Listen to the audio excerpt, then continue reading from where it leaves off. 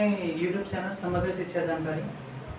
तो आज हम लोग रेशियो एंड प्रोपोर्शन पढ़ेंगे। मैं यहाँ से मैथ स्टार्ट करूँगा।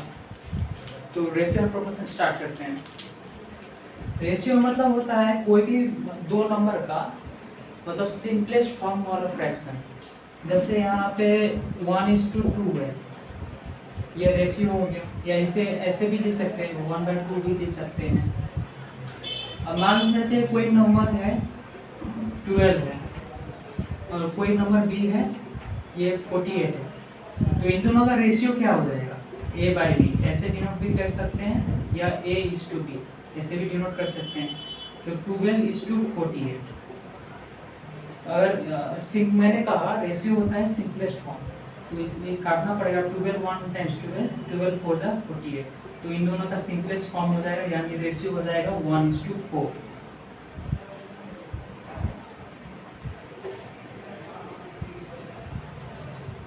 आगे देखते हैं। अब प्रोपोर्शन देखते हैं। प्रोपोर्शन मतलब होता है एक रिलेशन होता है। प्रोपोर्शन मतलब होता है किसी भी दो रेशियो का रिलेशन, उन दोनों में रिलेशन क्या है। जैसे यहाँ पे 2:4 है, ठीक है, यहाँ पे 8:16 है, तो यहाँ पे इन दोनों का रिलेशन क्या आ जाता है? यहाँ देखते हैं, ये प्रोपोर्शन साइन होता है, ये प्रोपोर्शन साइन होता है, इसको प्रोपोर्शन साइन कहते हैं, ठीक है। 8:16। तो यहाँ पे क्या हो रहा है? यहाँ पे ×2 हो रहा है, फिर यहाँ से यहाँ जा रहा है ×2 हो रहा है, फिर यहाँ से यहाँ जा रहा है ×2 हो रहा है। इसमें एक फिक्स रिलेशन है, इसमें हर एक नंबर ×2 होते जा रहा है, तो ये एक प्रोपोर्शन बन जा रहा है। ये दोनों रेशियो अलग अलग है, इन दोनों के बीच में एक रिलेशन है। अब मान लेते हैं यहाँ पे एक एग्जांपल लेते हैं, ठीक है। यहाँ पे 1:3 है और यहाँ पे x:27 है, ठीक है। यहाँ पे x:27, तो ये दोनों का मतलब x का वैल्यू क्या होना चाहिए? x = what क्या होना चाहिए कि ये दोनों रेशियो प्रोपोर्शन में आ जाए। तो मैंने यहाँ पे कहा था ये दोनों ×2 हो रहा है, फिक्स पैटर्न मतलब एक रिलेशन बना के जा रहा है। इसे ऐसे भी सॉल्व कर सकते हैं हम लोग। 1:3 है, तो मैंने कहा था इसे 1/3 भी लिख सकते हैं, इक्वल टू x:27 है, तो x/27 लिख सकते हैं। तो ये नीचे नीचे कट जाएगा 3 9 टाइम्स, और x = ये इधर जाएगा तो 9 हो जाएगा। तो यहाँ पे देखते हैं 1:3 प्रोपोर्शन 9:27। तो यहाँ पे क्या हो रहा है? ×3 हो रहा है, फिर यहाँ से भी ×3 हो रहा है, यहाँ से भी ×3 हो रहा है। तो यहाँ पे एक फिक्स रिलेशन आ गया है। एक और एग्जांपल से समझते हैं यहाँ पे प्रोपोर्शन को।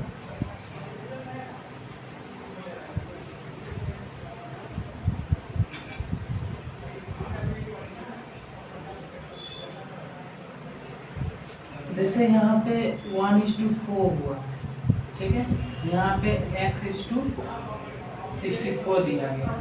तो यहाँ पे x का वैल्यू क्या होना चाहिए कि ये दोनों रेशियो प्रोपोर्शन में हो जाए। तो मैंने कहा था 1:4 को 1/4 लिख सकते हैं, और इक्वल टू साइन आएगा बीच में, क्योंकि दोनों के बीच में फिक्स रिलेशन होता है, एक फिक्स पैटर्न होता है। तो x:64 को x/64 लिख सकते हैं। तो यहाँ पे 4 1 जा 4 4 16 टाइम्स 64, तो x इधर जाए 16 इधर जाएगा, तो x = 16 हो जाएगा। तो यहाँ देखते हैं 1:4, यहाँ पे x की जगह 16 रख के देखते हैं, तो ये ×4 हो रहा है, ये भी ×4 हो रहा है, और ये भी ×4 हो रहा है। तो यहाँ पे फिक्स पैटर्न पता चल जा रहा है। तो इसी तरह हम लोग प्रोपोर्शन निकालते हैं। अगर मान लीजिए कोई वेरिएबल दिया हुआ है x y z कुछ भी, तो इसी तरह से हम लोग x y उसका वैल्यू निकालते हैं।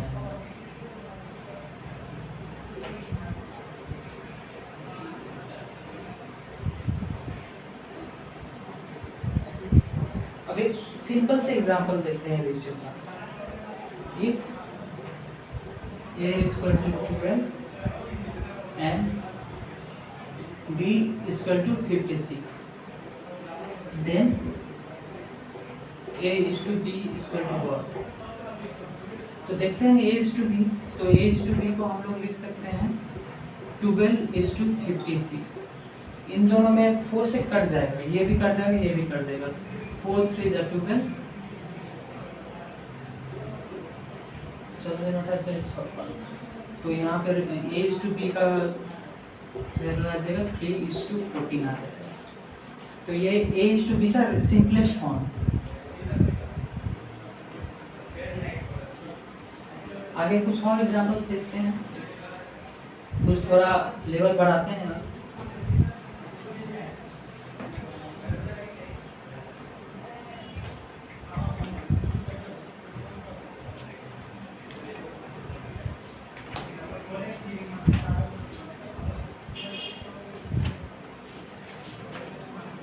रेशियो प्रोपोर्शन में परसेंटेज काफ़ी यूज होता है।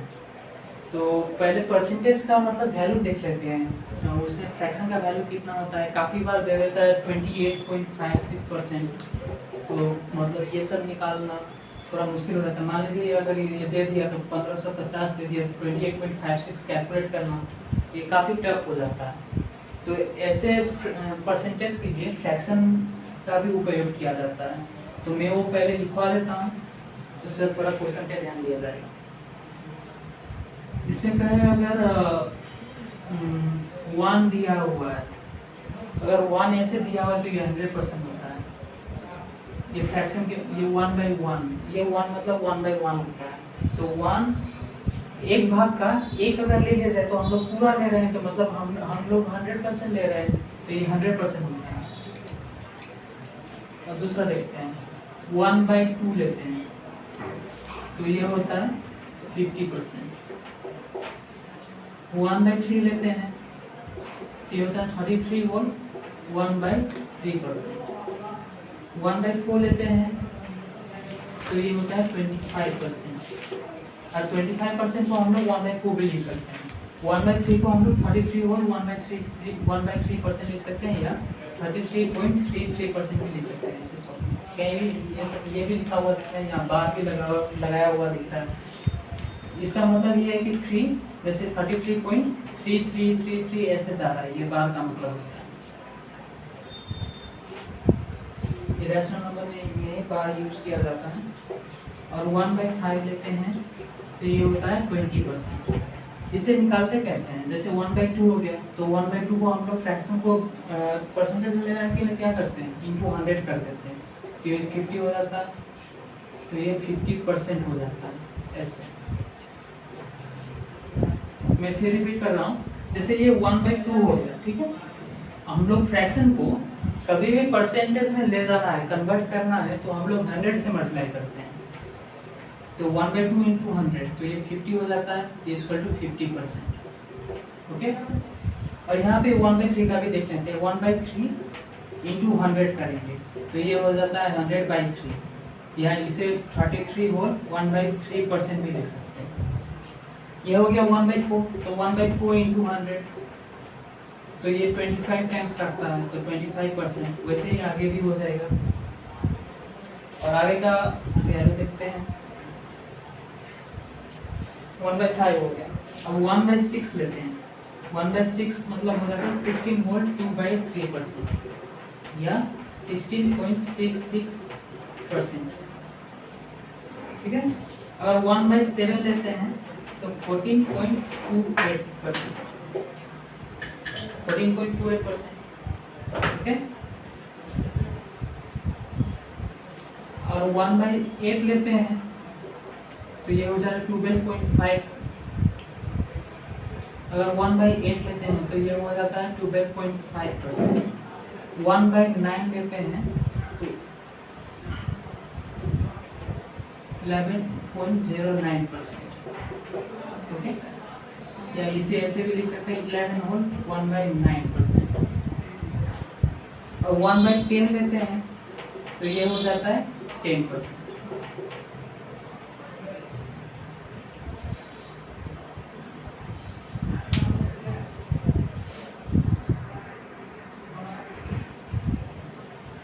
और 1/11 का भी देखते हैं। 1/11 इक्वल टू होता है 9.09%, या इसे ऐसे लिख सकते हैं 9 और 1/11%।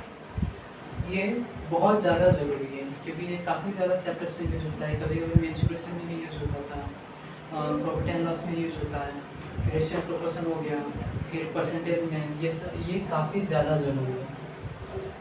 इसलिए मैं कहूँगा कि इससे जितना जल्दी हो सके उतना याद कर लीजिए, उसके बाद न्यू यूट्यूब में बहुत ज़्यादा काम है।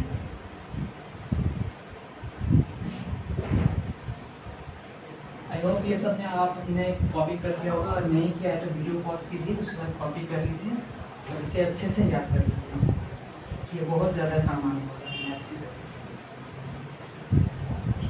अच्छा, कुछ क्वेश्चंस करते हैं, कुछ बेसिक क्वेश्चन करते हैं जिसमें एसएससी में काफ़ी बार पूछा जाता है, बैंकिंग रेलवे ये सब में भी पूछा जाता है। कुछ बेसिक क्वेश्चंस हैं जो रेशियो बैलेंसिंग से रेशियो बैलेंस से रिलेटेड है। एक क्वेश्चन प्रैक्टिस करते हैं। If A/B equal to 3:5 and B/C equal to 15:11, then A/B/C equal to what? यहाँ पे क्वेश्चन में कहा गया है अगर A/B 3:5 है और B/C 15:11 है तो A/B/C क्या होगा? तो यहाँ पे देखते हैं A/B इक्वल टू 3/5 और B/C कितना दिया हुआ है 15/11। एक बात मैं यहाँ पे बताना चाहता हूँ कि मान लीजिए यहाँ पे A कोई नंबर होगा, यहाँ पे मान लीजिए यहाँ पे 3x होगा, B यहाँ पे 5x होगा, ठीक है। ये सिंपलेस्ट फॉर्म है। यहाँ पे 3 का मतलब 6 भी हो सकता है, अगर ये 6 है तो ये 10 भी हो सकता है, इसे भी काटेंगे 2 से तो 3 5 आ जाएगा। यहाँ पे 18 भी हो सकता है और यहाँ पे 30 भी हो सकता है, अगर 6 काटेंगे तो 3 और 5 हो जाएगा। ये कोई फिक्स नहीं है। रेशियो मतलब होता है सिंपलेस्ट फॉर्म। ये कोई ज़रूरी नहीं है कि A का मतलब 6 ही होगा या B का मतलब 10 हो गया, A का मतलब 3 होगा या B का मतलब 5 होगा, ये फिक्स नहीं है, ये एक सिंपलेस्ट फॉर्म है। तो यहाँ पे ये नहीं कहा जाता कि कहा नहीं जा सकता कि ये यहाँ पर B यहाँ पे मान लीजिए यहाँ पे 5 दिया हुआ है तो ये B 15 दिया हुआ है तो ये दोनों बराबर होगा। अगर मान लीजिए B/C यहाँ पे 5:1 भी दिया होता तो ये हम लोग नहीं कर सकते थे। B यहाँ पे जितना है वो भी यहाँ पे भी वही होगा। अब मान लीजिए यहाँ 5 की जगह मैं कुछ और ले लेता हूँ, जैसे 7 ही ले लेता हूँ, तो मतलब ये भी सेम है, ठीक है, लेकिन यहाँ पे जो रेशियो है वो अलग अलग दिया गया है, तो इसे बैलेंस करना पड़ता है। यहाँ पे ऐसे क्वेश्चन में बैलेंस करना पड़ता है रेशियो को। मान लेते हैं यहाँ पे 3x है और ये 5x है, ये 15y है, ये 11y है, ठीक है। तो यहाँ पे मान लीजिए मैं यहाँ पे मल्टीप्लाई कर देता हूँ 3y से, यहाँ पे भी 3y से मल्टीप्लाई करता हूँ और यहाँ पे कुछ मल्टीप्लाई नहीं करता क्योंकि यहाँ पे b दोनों में कॉमन है। यहाँ पे 5 है, यहाँ पे 15 है, तो 5 को 15 बनाने के लिए क्या करना पड़ेगा, 3 से मल्टीप्लाई करना पड़ेगा। तो यहाँ पे आ गया है 3 3 9 9xy, ठीक है। यहाँ पे 5 3 15 15xy, फिर यहाँ पे आ गया, यहाँ पे तो 15xy ही है, फिर यहाँ पे भी 11, यहाँ पे x by x से मल्टीप्लाई करना पड़ेगा तो यह 11xy हो जाएगा। अब A का मतलब ये 9xy हो गया, B का मतलब 15xy हो गया, C का मतलब 11xy हो गया। तो यहाँ पे A/B/C लिख सकते हैं यहाँ पे ऐसे equal to 9xy is to 15xy is to 11xy। तो मैंने कहा था रेशियो में सिंपलेस्ट फॉर्म में लाया जाता है, तो यहाँ पे xy कॉमन दिख रहा है तो xy हम लोग काट सकते हैं, तो इसका मतलब होता है 9:15:11। अब जो मैंने यहाँ पे xy किया हुआ है, यहाँ पे जो मैंने xy किया हुआ है ये मतलब आपको सिर्फ समझाने के लिए किया हुआ है, इसमें ये जरूरी नहीं कि xy लेना ही पड़ेगा। अब मैं दूसरा एग्जाम्पल देके आपको समझाता हूँ, इसमें बिना xy के करेंगे हम लोग, सिर्फ बैलेंस करते हैं बस।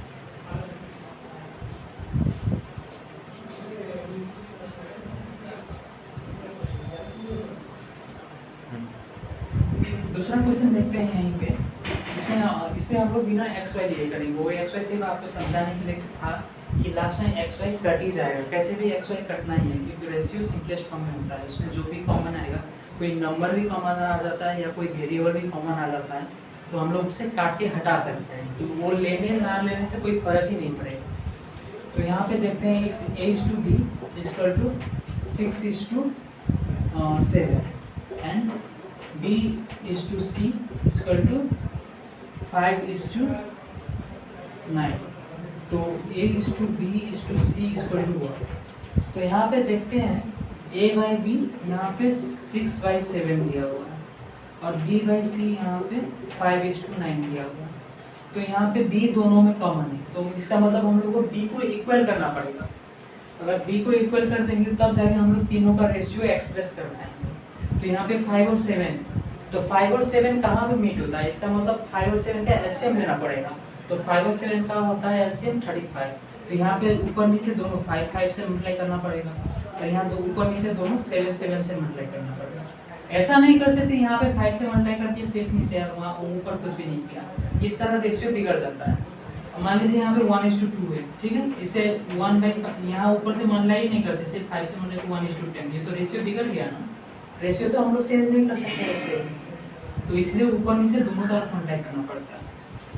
तो यहाँ पे 5 से मल्टीप्लाई 6 5 जा 30, 7 5 जा 35, 7 5 जा 35 और 9 7 जा 63। तो यहाँ पे आ गया a is to b is to c, यहाँ पे a का मतलब 30 आ गया, b का मतलब 35 आ गया और c का मतलब 63 आ गया। ये हो गया a is to b is to c। इस तरह यहाँ पे x y भी ले सकते हैं, लेकिन वो लेने से कोई फायदा ही नहीं, सिर्फ लंबा हो जाएगा, बस कट जाता है लास्ट में। अगर यहाँ पे कोई नंबर भी आ जाता कॉमन तो उसे भी काट सकते थे हम लोग, लेकिन यहाँ पे कॉमन है नहीं। तो ये सिंपलेस्ट फॉर्म हो गया a to b to c का। इससे करने का एक और तरीका है, वो मैं सिखा देता हूँ, क्रॉस मल्टीप्लिकेशन टाइप का होता है। एक और तरीका मैं बता देता हूँ। यहाँ a to b दिया हुआ है 6 to 7 और यहाँ पे b to c दिया हुआ है 5 to 9, तो ऐसे मल्टीप्लाई कर सकते हैं, ये इस तरह, ये इस तरह। तो यहाँ पे a to b to c निकालना है, तो इस तरह मल्टीप्लाई करेंगे, 6 5 जा 30 और ये 5 इस तरह जाएगा, 5 7 जा 35 और ये 7 इस तरह जाएगा, 9 7 9 जा 62। इससे डायरेक्ट करेंगे। ये भी तरीका एक बहुत अच्छा तरीका है, इस तरह भी कर सकते हैं या उस तरह रेशियो बैलेंस करके भी कर सकते हैं। मैं कहूँगा कि दोनों सीख लीजिए, क्योंकि वो रेशियो बैलेंस करना बाद में बहुत काम आता है, दूसरे चैप्टर्स वगैरह में बहुत काम आएगा।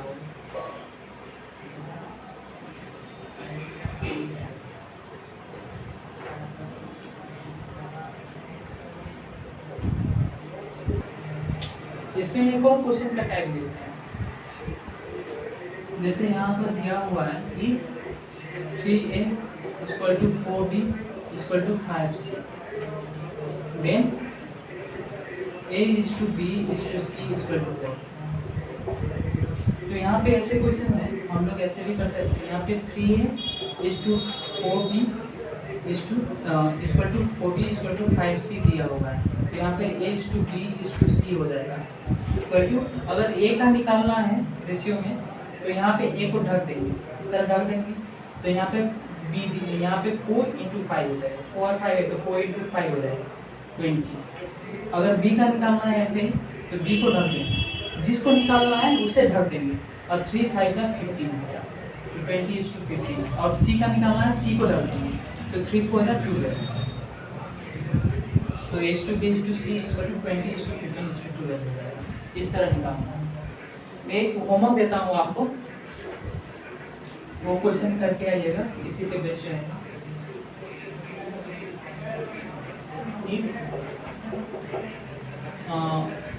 5a equal to 6b equal to 7c, then a is to b is to c equal to. ये आपका होमवर्क है, इसे जरूर प्रैक्टिस कीजिएगा। तो आज का सेशन यहीं पे समाप्त करते हैं। Thank you so much. और अगर आप इस वीडियो चैनल पे नए हैं तो इसे जरूर सब्सक्राइब कीजिएगा। Thank you.